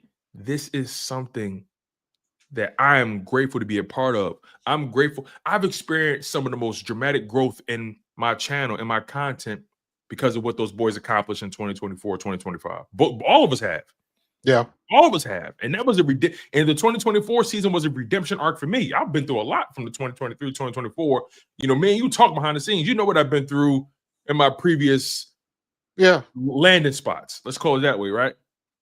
And 2024 was a big year for me, just finding myself again in this content space. And this Philadelphia Eagles team, with everything they provided, the good, the bad, the ugly, the highs, the lows, all goes into that pot. And it doesn't happen without guys like Nick Sirianni, Jaylen Hurts, Howie Roseman, AJ Brown, Devontae Smith, Saquon Barkley, all these guys, Lane Johnson, the vets, and the Kelseys of the world, the Meladas, the Quinyon Mitchell, the Cooper DeJeans, the Jalen Carters. I can go on and on. All these guys, the Nolan Smiths, the Eagles have built this thing brick by brick by brick by brick. But I'm supposed to just be okay with you guys lazily saying super team when y'all don't consider our guys in any of these top 5, top 10 discussions, but we're a super team though. So, but here's the flawed logic in that. And it's so funny because it's not complicated and it's not hard to distinguish.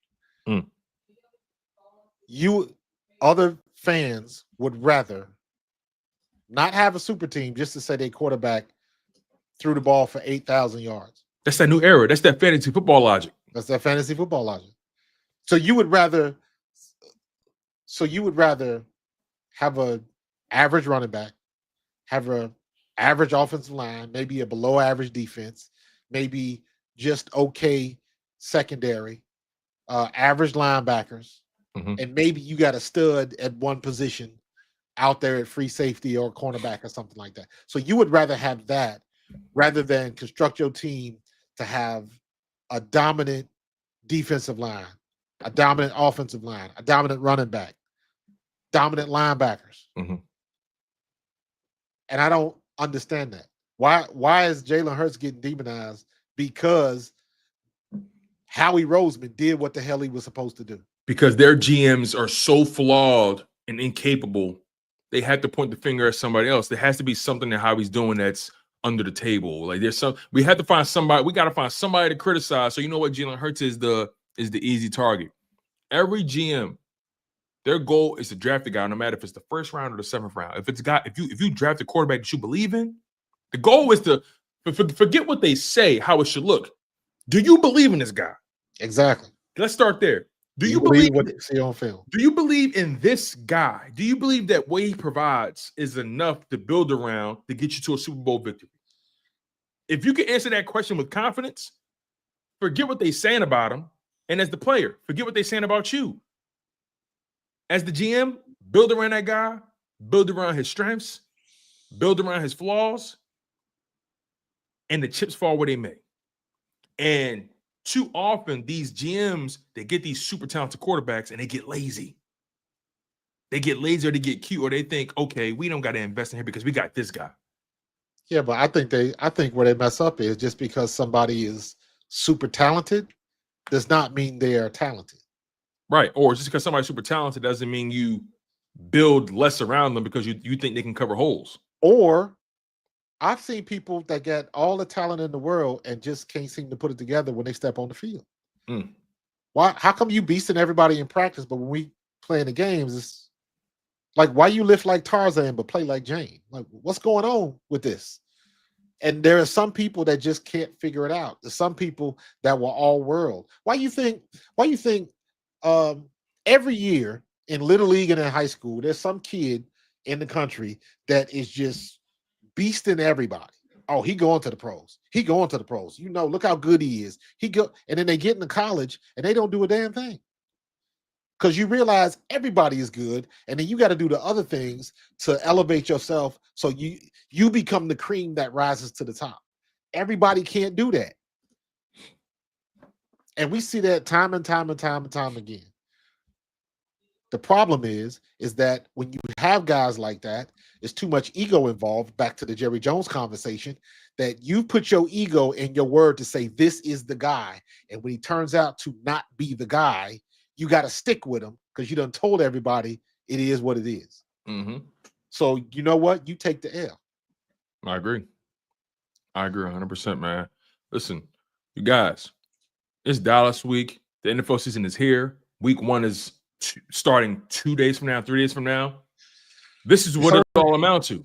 We have the right to sit on our perch and watch this team with confidence, talk trash with confidence, because we've seen it get done. We know what this team can do at their heights. This is a new look, new team, and now it's time for them to establish a new identity, new goals, and it starts with winning 1 week at a time, you guys. And we're going to be covering it the entire way, you guys. We appreciate y'all for being locked in on this new look version of what me and Marcus provide you guys. Like I said, we never really gave it a name. We were just calling it the Eagles off-season show or your pregame show. Now this is the Bald Eagles podcast. You guys are going to be getting us twice a week from here on out. You guys are going to be getting us for pre-games on game days. You're going to be getting us on what is that, Tuesdays? Tuesdays, the day off, the NFL day off. Tuesdays, the NFL day off. So you guys are going to get us twice a week, the Bald Eagles podcast, and the content is going to continue to flow. We appreciate y'all. Smash that like button. Make sure you guys are subscribed to Pro Fan Talk. Make sure you guys are subscribed to Chalk It Up Sports. Marcus, any final words, big dog? I'm ready to go, man. Tired of all of the talk. I'm ready for let's get the game plan together. Let's get the working. Whoever's going to be on the field is who going to be on the field. We'll figure out the rest of it after the game. Absolutely, man. On that note, listen, y'all been tuned into the Bald Eagles podcast.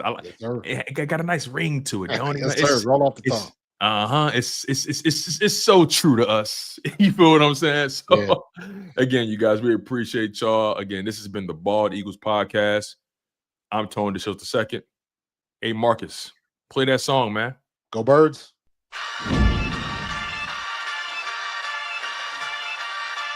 In the city of Philly, where the birds take flight, Eagle swag on the rise each and every night. Tony and Markus got the scoop ready to ignite. From the lanes of South Street to the Broad Street lights, dashing like a running back, hitting every play. Fly guys in the zone, never let us stray. Talking touchdowns, talking game day. Huddle around the mic, hear what they gotta say. I like an eagle soaring in the sky. Tony and Markus always standing by, bringing their heat, call it do or die. Philly squad, hear the battle cry. Fly like an eagle soaring in the sky. Tony and Markus always standing by, bringing their heat, call it do or die.